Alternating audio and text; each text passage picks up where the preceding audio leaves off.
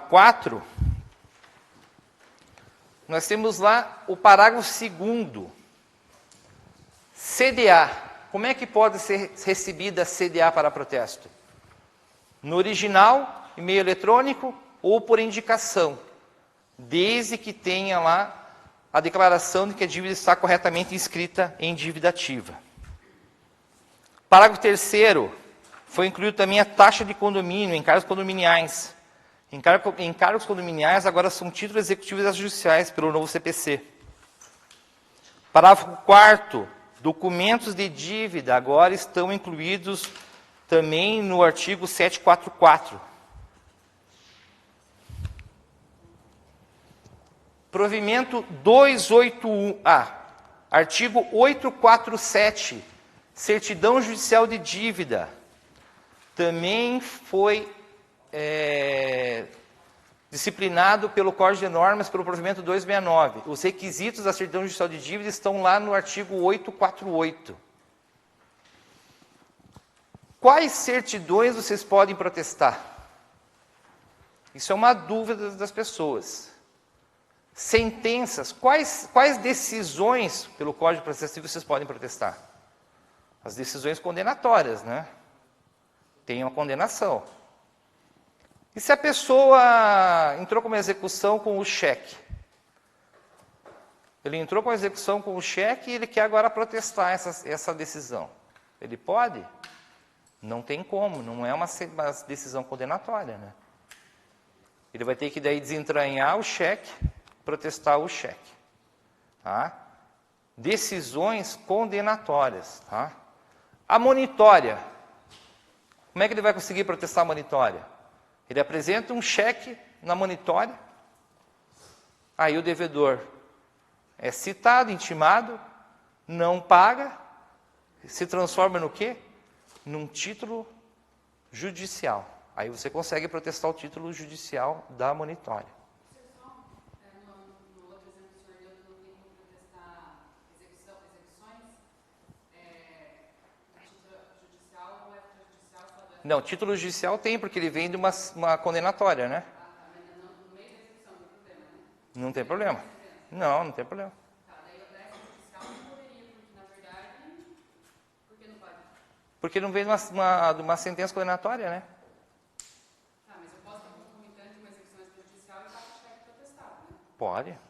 Você pode executar o cheque e desentranhar o cheque e protestar ele. Ou você pode protestar o cheque antes e depois executar.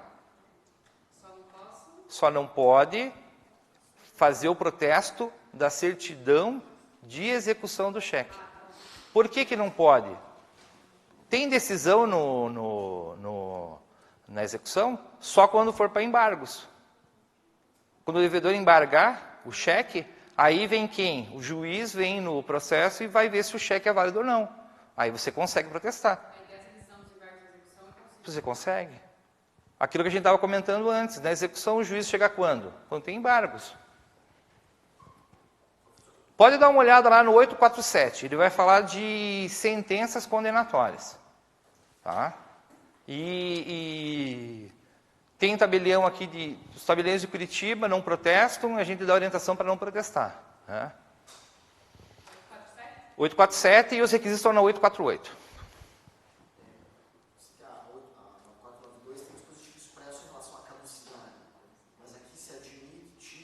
Eu já vou chegar lá, tá? Estamos no provimento 269 ainda lá, certidões judiciais de dívida. Aonde que eu vou protestar essa certidão judicial de dívida? Você teve um processo de conhecimento, a batida de carro. Bateram no teu carro, você ganhou. Pô, legal, ganhei. Não levei, o cara não pagou. Vou protestar ele. Imito a certidão conforme 848 e vou protestar essa certidão. Qual o local? Lá na próprio...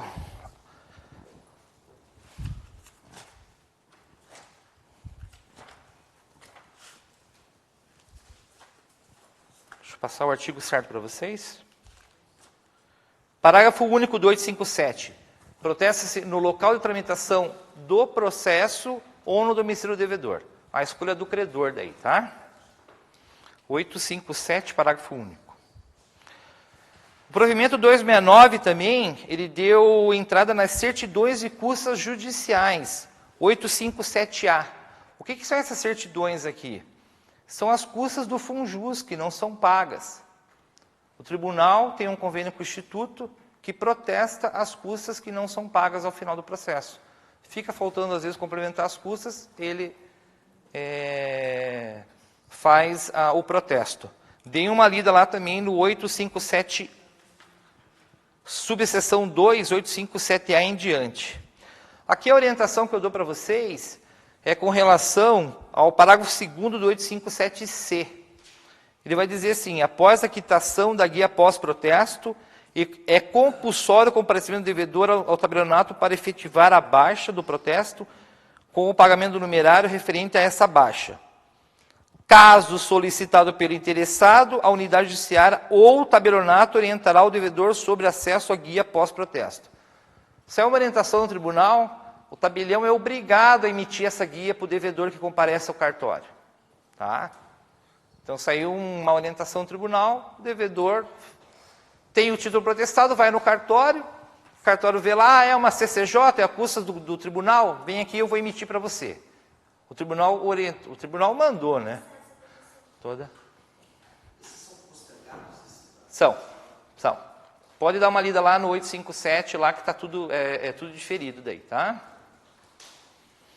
858, certidão de emolumentos. Também é título executivo extrajudicial pelo novo CPC. Certidão de emolumentos pode ser protestada. Tem os requisitos lá do 858.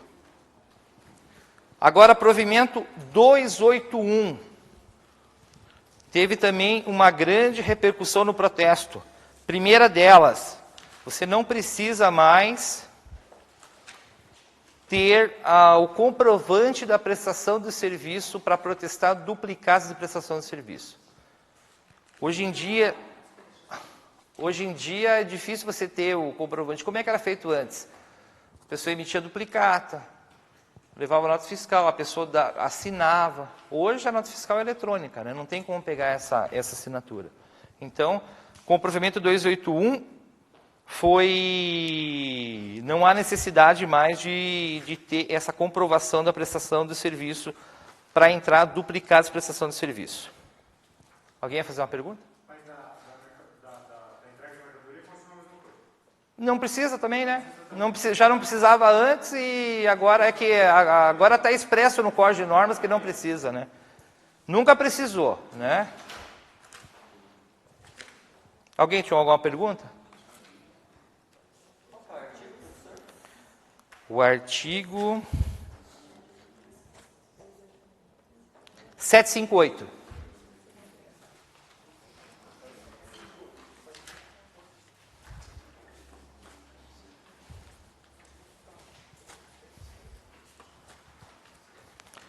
O provimento 281 também fez uma mudança drástica lá no artigo 774 e parágrafos.